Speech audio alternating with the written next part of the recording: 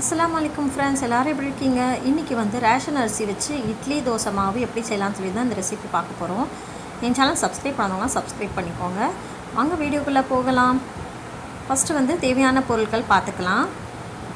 நான் வந்து புழுங்கல் அரிசி எடுத்திருக்கேன், அதுக்கப்புறமா பச்சை அரிசி எடுத்திருக்கேன். இது ரெண்டுமே நீங்கள் நல்லா வந்து ரேஷன்லேருந்து வாங்கின உடனே நல்லா க்ளீன் பண்ணி இதை எடுத்து வச்சுக்கோங்க. அதுக்கப்புறமா உளுத்தம் பருப்பு, அதுக்கப்புறமா ஜவ்வரிசி எடுத்துக்கோங்க. நான் வந்து இந்த டம்ளரில் தான் எல்லாமே மெஷர் பண்ண போகிறேன். நீங்கள் வந்து எந்த கப்போ இல்லை மெஷர்மெண்ட் கப்போ இல்லை டம்ளரோ நீங்கள் எது வேணாலும் நீங்கள் வந்து மெஷர் பண்ணிக்கலாம். நான் வந்து ஃபஸ்ட்டு வந்து 4 டம்ளர் அளவு புழுங்கல் அரிசி வந்து ஆட் பண்ணிக்க போகிறேன். 4 டம்ளர் புழுங்கல் அரிசிக்கு நாம் வந்து 2 டம்ளர் அளவு பச்சை அரிசி ஆட் பண்ணிக்கலாம். இந்த மெஷர்மெண்ட்டில் நீங்கள் ஒரு தடவை செஞ்சு எனக்கு கமெண்ட்டில் சொல்லுங்கள் எப்படி வந்ததுன்னு சொல்லி எனக்கு எல்லோரும் கமெண்ட் பண்ணி சொல்லுங்கள். நல்லா சாஃப்டாக வந்ததா இட்லி தோசை, நல்லா கிறிஸ்பியாக வந்ததான்னு சொல்லி.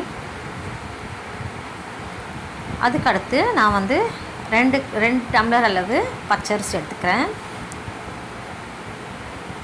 இது கூடவே 1 டம்ளர் அளவு உளுத்தம் பருப்பு பாருங்கள். 1 டம்ளர் அளவு உளுத்தம் பருப்பு எடுத்துகிட்டு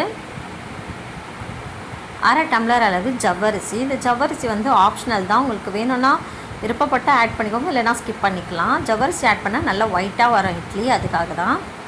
இப்போ வந்து இது 4-5 தடவை நல்லா வாஷ் பண்ணிக்கோங்க. நல்லா வாஷ் பண்ணிக்கலாம் 4-5 தடவை. இது கூடவே நான் வந்து வெந்தயமும் ஆட் பண்ணிக்கிட்டேன். வெந்தயம் ஆட் பண்ணி நல்லா வாஷ் பண்ணிவிட்டு நாம் வந்து ஒரு 8 மணி நேரம் ஊற வச்சுக்கலாம். பாருங்கள், 8 மணி நேரம் ஊறினதுக்கப்புறமா இப்போ வந்து நான் வந்து கிரைண்டரில் போட்டு கிரைண்ட் பண்ணிக்கிறேன்.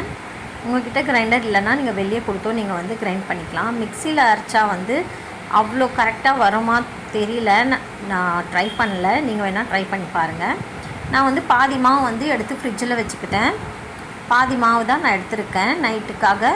இப்போ நைட்டு நான் வந்து உப்பு ஆட் பண்ணி நான் வந்து மாவு கலந்து வச்சுக்கிறேன். நான் நல்லா மாவு கலந்து வச்சுக்கோங்க. காலையில் எடுத்து பாருங்கள், நல்லா ஃபெர்மெண்ட் ஆகிருக்கும். பாருங்கள், இது நெக்ஸ்ட் டே மார்னிங் நல்லா புசு புசுன்னு வந்திருக்கு பாருங்கள். மாவு நல்லா சாஃப்டாக வரும் இட்லி. இதுக்கு பாருங்கள் இவ்வளோ நல்லா ஃபெர்மெண்ட் ஆகிருக்கு. இப்போ வந்து நான் வந்து இதில் இட்லி ஊற்றி காட்டுறேன் உங்களுக்கு.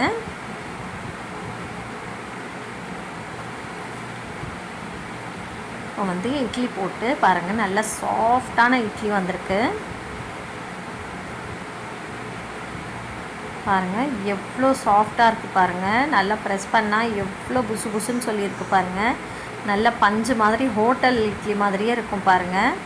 நல்லா சூப்பராக இருக்கும். நீங்கள் அரைக்கும் போது மட்டும் கொஞ்சம் ரவை பதத்தில் வச்சு அரைச்சிங்கன்னா நல்லாயிருக்கும். இட்லியும் நல்லா வரும், தோசையும் நல்லா கிறிஸ்பியாக வரும். இதில் பாருங்கள் இட்லியும் நல்ல வெள்ளை வெள்ளைன்னு சொல்லியிருக்கு பாருங்கள். இப்போ வந்து நான் வந்து தோசை ஊற்றி காட்டுறேன்.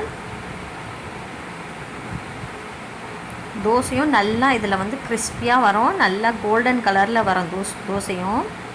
நான் வந்து பன்னீர் தோசை செஞ்சேன், பன்னீர் மசால் தோசை இந்த மாதிரி செஞ்சேன். உங்களுக்கு யாருக்கு இந்த ரெசிபி வேணுமோ சொல்லுங்கள், கமெண்ட்டில் சொல்லுங்கள். நான் வந்து இது உங்களுக்காக நான் வந்து போடுறேன் வீடியோ. பன்னீர் சீஸ் தோசை இது பாருங்கள். தோசையும் நல்ல கலராக வந்துருக்கு பாருங்கள். நான் வந்து ஒரு ப்ளெயின் தோசை போட்டு உங்களுக்காக காட்டியிருக்கேன். பாருங்கள் நல்லா கிறிஸ்பியாக சாஃப்டான தோசையும் வந்திருக்கு. அவ்வளோதான் ஃப்ரெண்ட்ஸ். இந்த ரெசிபி உங்களுக்கு பிடிச்சிருந்துன்னா என் வீடியோ லைக் பண்ணுங்கள், ஷேர் பண்ணுங்கள், கமெண்ட் பண்ணுங்கள். என் சேனல் சப்ஸ்கிரைப் பண்ணாதவங்களாம் சப்ஸ்கிரைப் பண்ணிக்கோங்க. தேங்க்யூ. எல்லோரும் ஒரு தடவை இந்த மாவு வந்து ட்ரை பண்ணி எனக்கு கமெண்ட்டில் எப்படி வந்துன்னு சொல்லுங்கள். தேங்க்யூ.